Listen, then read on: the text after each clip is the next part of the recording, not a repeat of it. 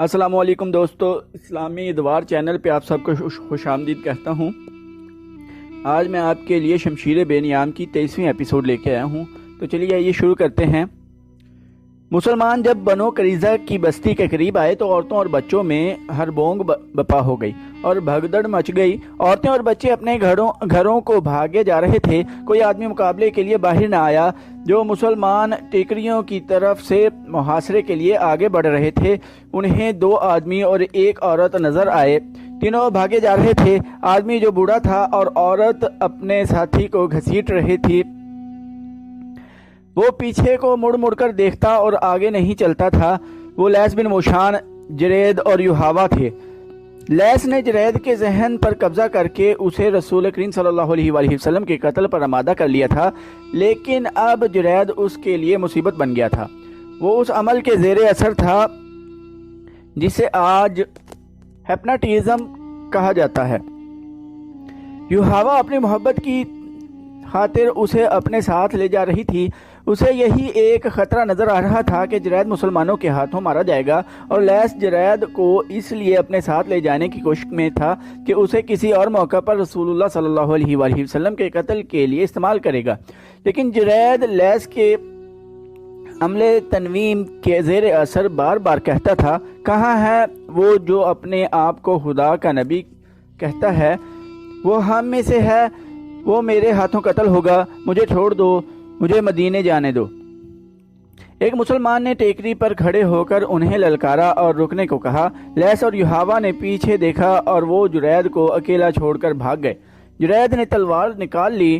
کہاں ہے محمد صلی اللہ علیہ وآلہ وسلم؟ جرید نے تلوار لہرا کر ٹیکری کی طرف آتے ہوئے کہا، وہ ہم میں سے ہے، میں اسے پہچانتا ہوں، میں اسے قتل کروں گا جس نے نبوت کا دعویٰ کیا ہے۔ یوحاوا میری ہے، وہ للکارتا رہا تھا۔ یوحاوا حبل اور عزا سے زیادہ مقدس ہے، سامنے لاؤ اپنے نبی کو۔ کون مسلمان اپنے اللہ کے رسول صلی اللہ علیہ وآلہ وسلم کی اتنی توہین برداشت کرتا؟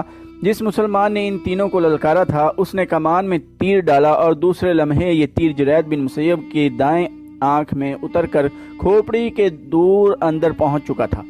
جرید کے ایک ہاتھ میں تلوار تھی، اس کا دوسرا ہاتھ دائیں آنکھ پر چلا گیا اور اس نے تیر کو پکڑ لیا۔ وہ رک گیا، اس کا جسم ڈولا، پھر اس کے گھٹنے زمین سے جا لگے۔ اس کا وہ ہاتھ جس میں تلوار تھی اس طرح زمین سے لگا کہ تلوار کی نوک اوپر کو تھی۔ جرید بڑی زور سے آگے کو گرا، تلوار کی نوک اس کی شہ رگ میں اتر گئی۔ وہ ذرا سا تڑپا اور ہمیشہ کے لیے بے حس و حرکت ہو گیا۔ سعد بن معاذ رضی اللہ عنہ جو زخمی تھے، کعب بن اسد کے دروازے پر جا رکے اور دستک دی۔ کعب نے غلام کو بھیجنے کی بجائے خود دروازہ کھولا۔ بنو قریظہ کے سردار سعد بن معاذ رضی اللہ عنہ نے کہا، تیرے قبیلے کے بچے نے دیکھ لیا ہے کہ تیری بستی ہمارے گھیرے میں ہے۔ کیا تو کہہ سکتا ہے کہ تو نے وہ گناہ نہیں کیا جس کی سزا آج تیرے پورے قبیلے کو ملے گی؟ کیا تو نے سوچا نہیں تھا کہ بدعہدی کی سزا کیا ہے؟ مجھے انکار نہیں، کعب بن اسد نے ہارے ہوئے لہجے میں کہا، لیکن میں نے وہ گناہ کیا نہیں جو ابو سفیان نے مجھ سے کرانا چاہتا تھا۔ اس لیے نہیں کیا کہ اس سے یرغمال میں اونچے خاندانوں کے آدمی مانگتا تھا۔ سعد بن معاذ رضی اللہ عنہ نے کہا، اس سے پہلے تو نے اسے کہہ دیا تھا کہ تیرا قبیلہ مدینہ کے ان مکانوں پر شب خون مارے گا جن میں ہماری عورتیں اور ہمارے بچے تھے۔ تو نے ایک مخبر کو بھی بھیجا تھا۔ بدبخت انسان، تو نہ سوچ سکا کہ مسلمانوں کی صرف ایک عورت بیدار ہوئی تو وہ یہودیوں کی شیطانیت کو صرف ایک ڈنڈے سے کچل دے گی۔ میں جانتا ہوں تمہیں نعیم رضی اللہ عنہ بن مسعود نے خبر دی ہے کہ میں نے تم سے بدعہدی کی ہے۔ کعب بن اسد نے ایک شکست خوردہ آواز میں کہا، تم یہ جان لو کہ یہ خبر غلط نہیں۔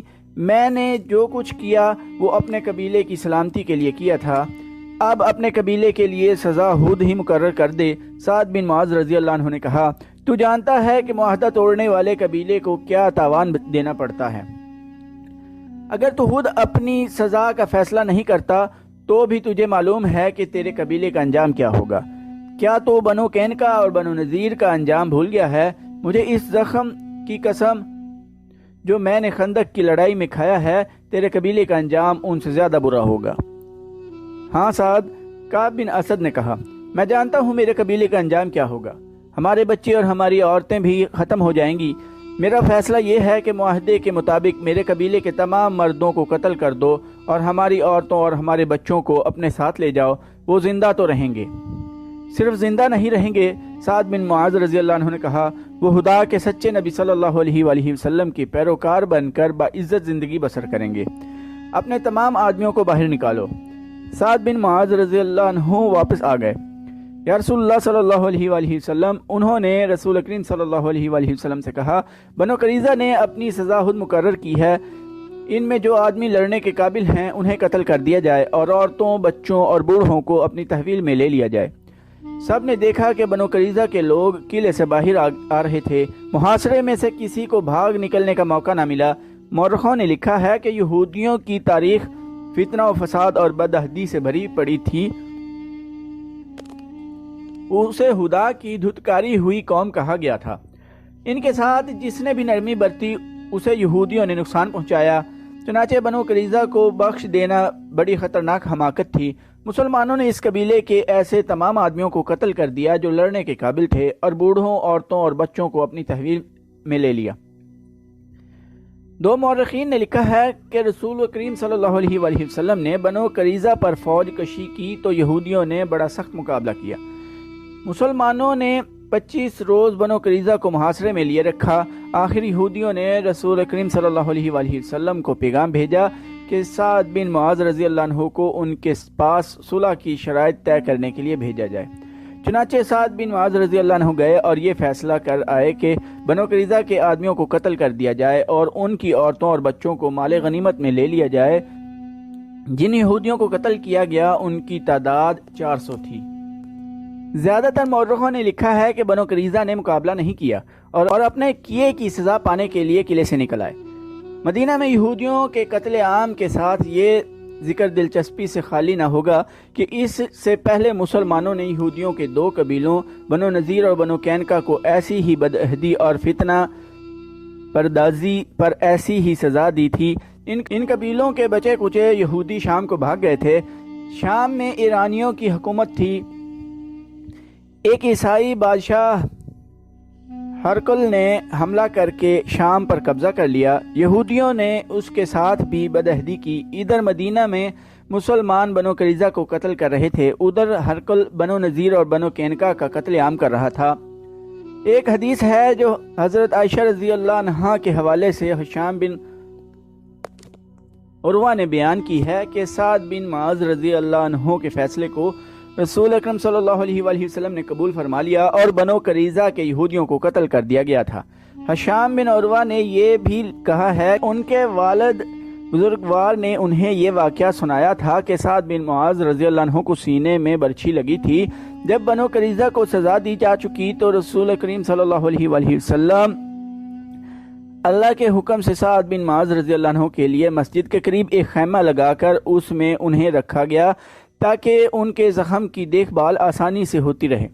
سعد بن معاذ رضی اللہ عنہ اس خیمے میں لیٹ گئے لیکن اٹھ بیٹھے اور انہوں نے خدا سے مدد دعا مانگی کہ ان کی ایک ہی خواہش ہے کہ ہر اس قوم کے خلاف لڑیں جو اللہ کے رسول صلی اللہ علیہ وآلہ وسلم کو سچا نبی نہیں سمجھتی، مگر لڑائی ختم ہو چکی ہے۔ انہوں نے خدا سے التجا کی کہ مسلمانوں کو کوئی اور لڑائی لڑنی ہے تو مجھے اس میں شریک ہونے کے لیے زندگی عطا فرما۔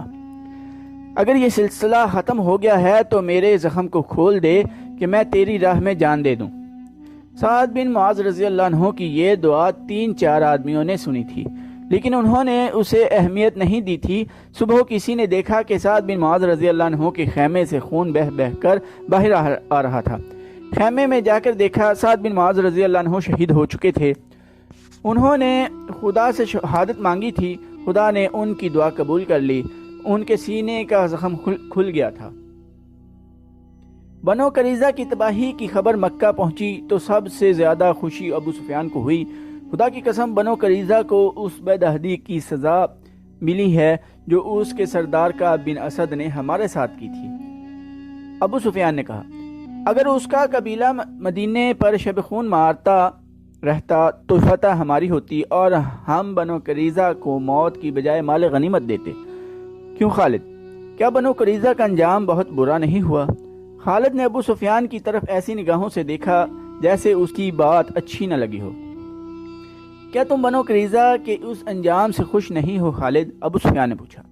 مدینہ سے پسپائی کا دکھ اتنا زیادہ ہے کہ بڑی سے بڑی خوشی بھی میرا یہ دکھ ہلکا نہیں کر سکتی، خالد نے کہا۔ بدعہد کی دوستی دشمنی سے زیادہ خطرناک ہوتی ہے۔ کیا تم مجھے بتا سکتے ہو کہ یہودیوں نے کس کے ساتھ وفا کی ہے؟ اپنی بیٹیوں کو یہودیت کے تحفظ اور فروغ کے لیے دوسری قوموں کے آدمیوں کی عیاشی کا ذریعہ بنانے والی قوم پر بھروسہ نہیں کیا جا سکتا۔ ہمیں مسلمانوں نے نہیں، طوفانی آندھی نے محاصرہ اٹھانے پر مجبور کیا تھا، ابو سفیان نے کہا۔ ہمارے پاس خوراک نہیں رہی تھی، تم لڑنا نہیں چاہتے تھے، خالد نے کہا اور اٹھ کر چلا گیا۔ خالد اب خاموش رہنے لگا تھا۔ اسے کوئی زبردستی بلاتا تو وہ جھنجھلا اٹھتا۔ اس کے قبیلے کا سردار ابو سفیان اس سے گھبرانے لگا تھا۔ خالد اسے بزدل کہتا تھا۔ خالد نے اپنے آپ سے عہد کر رکھا تھا کہ وہ مسلمانوں کو شکست دے گا، لیکن اسے جب میدان جنگ میں مسلمانوں کی جنگی چالیں اور ان کا جذبہ یاد آتا تھا تو وہ دل ہی دل میں رسول اکرم صلی اللہ علیہ وآلہ وسلم کو خراج تحسین پیش کرتا تھا۔ ایسا عسکری جذبہ اور ایسی عسکری فہم و فراست قریش میں ناپید تھی۔ یہ فہم و فراست خالد میں تھی، لیکن اپنے قبیلے سے اسے تعاون نہیں ملتا تھا۔ آج جب وہ مدینہ کی طرف اکیلا جا رہا تھا تو اسے معرکہ خندق سے پسپائی یاد آ رہی تھی۔ اسے غصہ بھی آ رہا تھا اور وہ شرمسار بھی ہو رہا تھا۔ اسے یاد آ رہا تھا کہ اس نے ایک سال کس طرح گزارا تھا۔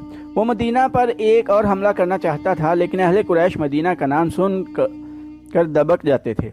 آخر اسے اطلاع ملی کہ مسلمان مکہ پر حملہ کرنے آ رہے ہیں۔ اسے یہ خبر ابو سفیان نے سنائی تھی۔ مسلمان مکہ پر حملہ کرنے صرف اس لیے آ رہے ہیں کہ ہم نے ثابت کر دیا ہے کہ قبیلہ قریش محمد صلی اللہ علیہ وآلہ وسلم سے ڈرتا ہے۔ خالد نے ابو سفیان سے کہا، کیا تم نے اپنے قبیلے کو کبھی بتایا ہے کہ مسلمان مکہ پر حملہ کر سکتے ہیں؟ کیا قبیلہ حملہ روکنے کے لیے تیار ہے؟ اب اس بحث کا وقت نہیں کہ ہم نے کیا کیا اور کیا نہیں کیا، ابو سفیان نے کہا۔ مجھے اطلاع دینے والے نے بتایا ہے کہ مسلمانوں کی تعداد تقریباً 1500 ہے۔ تم کچھ سوچ سکتے ہو؟ میں سوچ چکا ہوں، خالد نے کہا۔ مجھے 300 سوار دے دو، میں مسلمانوں کو راستے میں روک لوں گا۔ میں قرالغیم کے پہاڑیوں میں گھات لگاؤں گا، وہ اسی درے سے گزر کر آئیں گے، میں انہیں ان پہاڑیوں میں بکھیر کر ماروں گا۔ تم جتنے سوار چاہو لے لو، ابو سفیان نے کہا، اور فوراً روانہ ہو جاؤ۔ ایسا نہ ہو کہ وہ درے سے گزر آئیں۔ خالد کو آج یاد آ رہا تھا کہ اس خبر نے اس کے جسم میں نئی روح پھونک دی تھی۔ اس نے اسی روز 300 سوار تیار کر لیے تھے۔ مسلمانوں کی تعداد 1400 تھی، ان میں زیادہ تر نفری پیادہ تھی۔ خالد خوش تھا کہ اپنے سواروں کی قیادت اس کے ہاتھ میں ہے۔ اب ابو سفیان اس کے سر پر سوار نہیں تھا، سب فیصلے اسے خود کرنے تھے۔ وہ مسلمانوں کو فیصلہ کن شکست دینے کے لیے روانہ ہو گیا۔ خالد کچھ دیر آرام کر کے اور گھوڑے کو پانی پلا کر چل پڑا تھا۔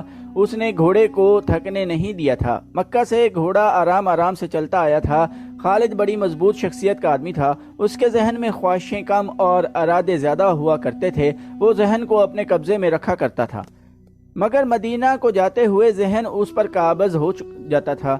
یادوں کے تھپیڑے تھے جو اسے طوفانی سمندر میں بہتی ہوئی کشتی کی طرح پٹک رہے تھے۔ کبھی اس کی ذہنی کیفیت ایسی ہو جاتی جیسے وہ مدینہ بہت جلدی پہنچنا چاہتا ہو، اور کبھی یوں جیسے اسے کہیں بھی پہنچنے کی جلدی نہ ہو۔ اس کی آنکھوں کے آگے منزل سراب بن جاتی اور وہ دور ہی دور ہٹتی نظر آتی تھی۔ گھوڑا اپنے سوار کے ذہنی خلفشار سے بے خبر چلا جا رہا تھا۔ سوار نے اپنے سر کو جھٹک کر گرد و پیش کو دیکھا۔ وہ ذرا بلند جگہ پر جا رہا تھا۔ افق سے احد کا سلسلہ کو اور اوپر اٹھ آیا تھا۔